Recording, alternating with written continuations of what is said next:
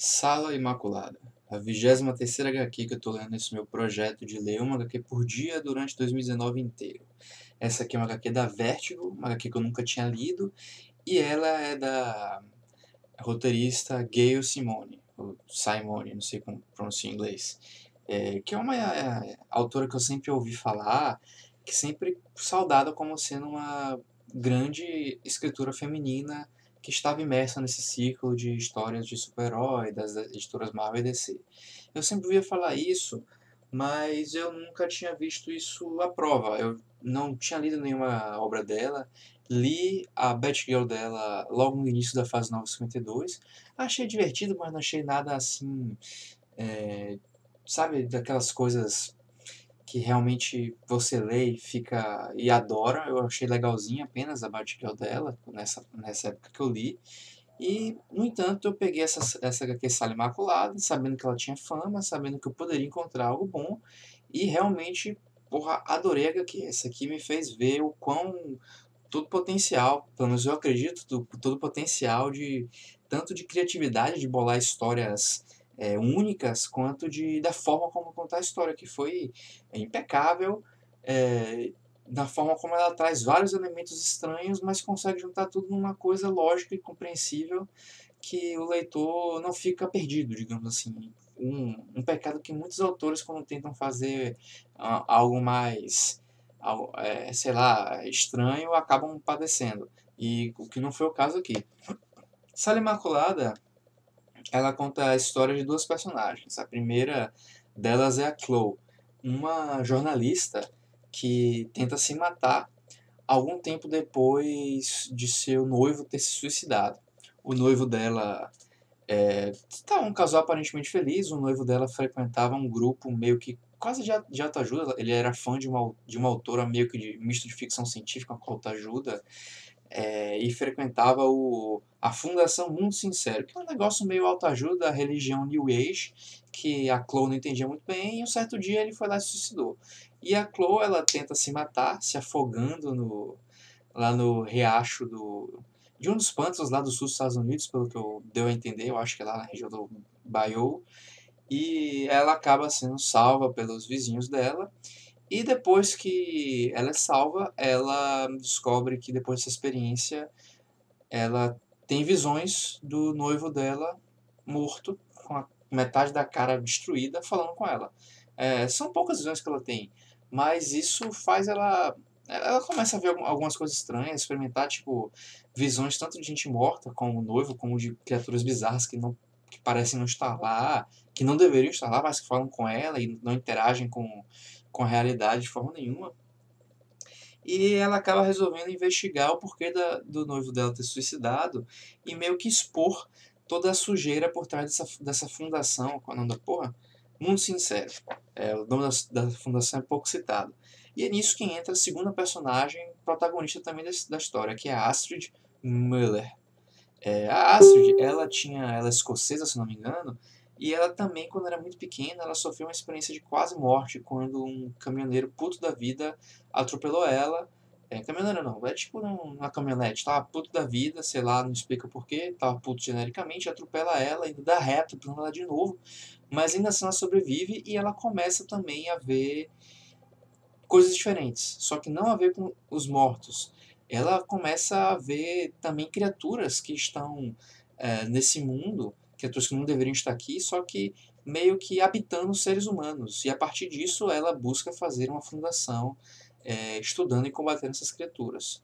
A Chloe, mas isso é algo que vai ser revelado ao longo da HQ, mas como essa aqui é bem a introdução, a premissa, na verdade está na sinopse, eu acho que não é algo que tem problema estar falando. E a Chloe, ela não sabe dessa história, ela vai investigar essa fundação, e essa fundação tem um lugar chamado a Sala Imaculada, que é um lugar que o noivo dela teria visitado pouco antes do suicídio dele. E ela quer saber que lugar é esse, quer conhecer a Astrid Muller, que é uma figura bem elusiva. A fundação dela tem influência na mídia, com vários atores de Hollywood, na política, na porra toda, comanda quase como se fosse uma máfia e fica fazendo essas experiências estranhas, como tem um cemitério particular, alguns sítios relacionados a ela, e tem essa porta da sala imaculada que a Chloe quer saber o que é.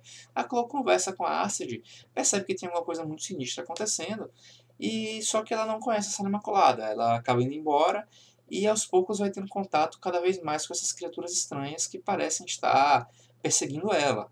Uma das capangas da Astrid vai atrás dela, até salva ela de uma situação lá complicada, depois que ela vê umas coisas estranhas.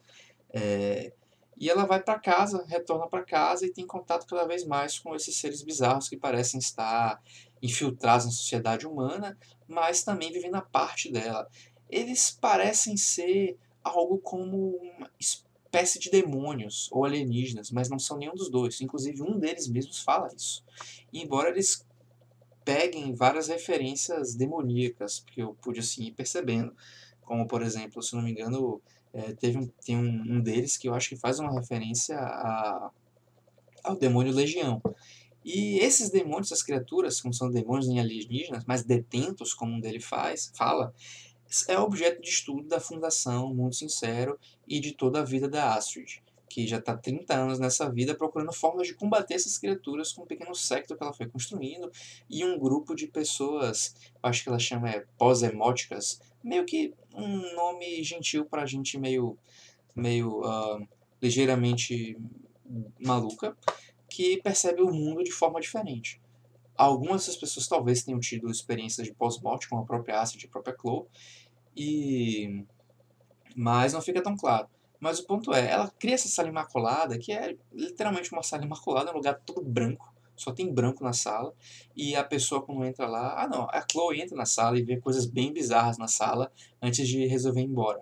É, a sala, a pessoa tem que tirar tudo de metal dela, inclusive Chloe tem que tirar um piercing é, que ela tinha na vagina e passar por um processo de limpeza, tipo daquela de para tirar como é desinfecção total do corpo, usar uma roupa lá especial para o negócio, que é até essa roupa aqui essa aqui é a Astrid, essa tinha uma roupa parecida com essa que a Astrid está usando. E lá a Astrid leva uma pessoa lá para dentro, uma pessoa que parece ter uma espécie de traumas passados, e começa como se fosse uma sessão de um início de sessão de psicologia estranha quase se fosse uma sessão de psicologia meio estranha e que ela vai falando com a pessoa, só que ela não parece estar ajudando a pessoa, e sim, pelo menos nos momentos que passa, parece estar fazendo a pessoa reviver momentos ruins da vida dela, como por exemplo um personagem que comenta sobre um medo que ele tinha, que a mãe dele dizia que se ele se masturbasse, macacos brancos que ficavam embaixo da cama iriam arrancar o pênis dele e o pênis dele ia crescer de volta, eles iam arrancar de novo, passar por todo esse processo. E o cara ficou traumatizado completamente por isso e e isso, não sei se isso fez com que ele tivesse uns surtos psicóticos é, ou os surtos psicóticos eram paralelos a isso, mas ele arrancou os olhos de duas crianças depois de um tempo. Eu acho que quando era criança, também quando era assim no início da adolescência, ou já adulto, não fica claro. E isso tudo é revelado nessa sessão de psicologia da Astrid, e a sala imaculada lá, que o negócio todo branco, vai tomando, como se formando hologramas, é, trazendo reminiscências dessa memória que ele está passando, como, tipo, mostra lá o cemitério onde ele se escondia para não ter que ficar perto da cama dele, onde supostamente tinha uns macacos, e mostrando que os anjos lá, que ele fazia, entalhava os olhos como se fossem cortes, vai mostrando tudo isso, e quando o cara volta para casa, os macacos de fato aparecem, não mostra arrancando o pinto dele nem nada, mas obviamente com o cara que ia matar ele, e esses macacos parecem estar relacionados com essa espécie de demônio alienígena, ou como o cara diz, detentos, que estão se misturando com a sociedade humana, às vezes, pelo que eu entendi, possuindo humanos, ou representando medos deles. E a Astrid usa essa sala imaculada justamente para analisar e ter contato com essas criaturas para saber como combatê-las, além de criar toda uma estrutura é, empresarial para ter recursos e uma base para combater essas monstruosidades, que, apesar de não ficar claro o que são, parecem ter uma cidade no céu. Não explica exatamente como seria essa cidade, mas parece ser claro que eles têm uma cidade no céu. Inclusive, um dos caras que vai passar a Imaculada com a Astrid, ele fala que em meio assim um transe, ele revivendo memórias dele, ele fala que é um cara que tem um problema meio estranho, que ele só dá 173 passos por dia, porque ele diz que o chão, na verdade, é composto por...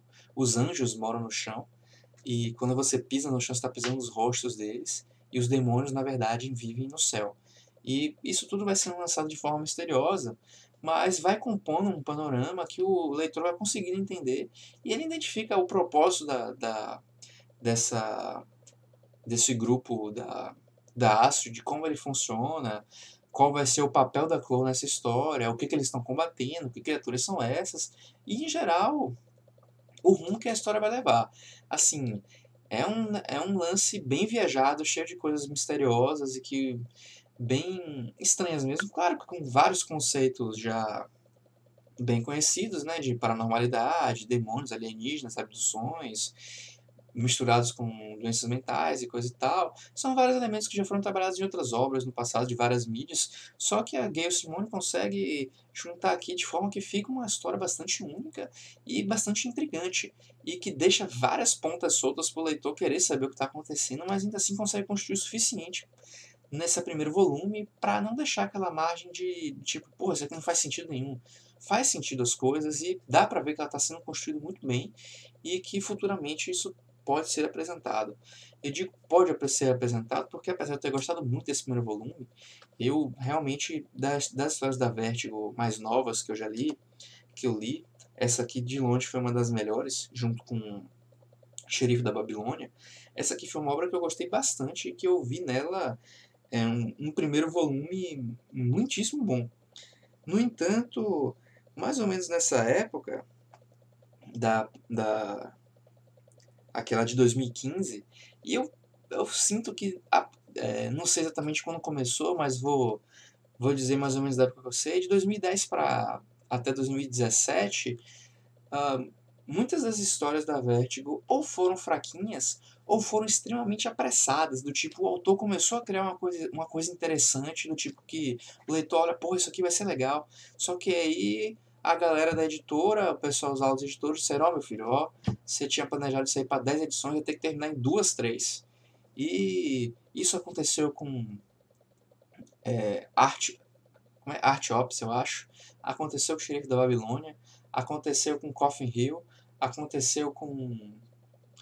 Pô, tem outros exemplos aí. Aconteceu com um monte de série que tinha potencial bem legal e que foram apressadas e terminaram de forma completamente ruim. E eu acho que esse foi o Destino da Sala Imaculada. Posso estar errado, mas eu creio isso pelo seguinte. Esse volume todo é uma introdução. É uma introdução para o papel que os personagens vão ter na história. É uma introdução para o que está sendo, para como vai ser a história, é o convite para o leitor querer se embrenhar nessa obra, nessa proposta que a Gayle Simone está querendo contar. E sendo esse aqui, esse início, essa introdução, como essa obra só tem 3 volumes, eu fico com muita impressão de que ela tem menos volumes do que precisaria. Assim, é muita especulação minha, mas conhecendo assim, estruturas de histórias, talvez até mais de literatura do que de próprios quadrinhos, eu sinto que essa é uma obra que precisaria de 5, 6 edições para ser contada direito. E só essas, ou até mais, e só esses 3 volumes eu sinto que vai ter algumas coisas bastante apressadas.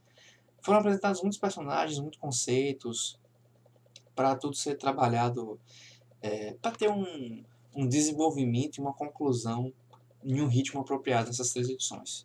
E eu vou me surpreender se de fato forem essas 3 edições fecharem de forma perfeita essa obra, mas vou me surpreender bastante, mas eu sinto que eu vou acabar percebendo de fato que a história foi apressada.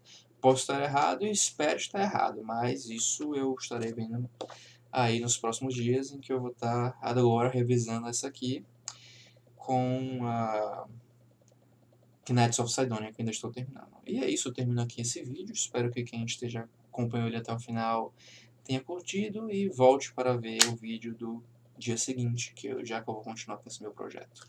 E é isso, e até a próxima.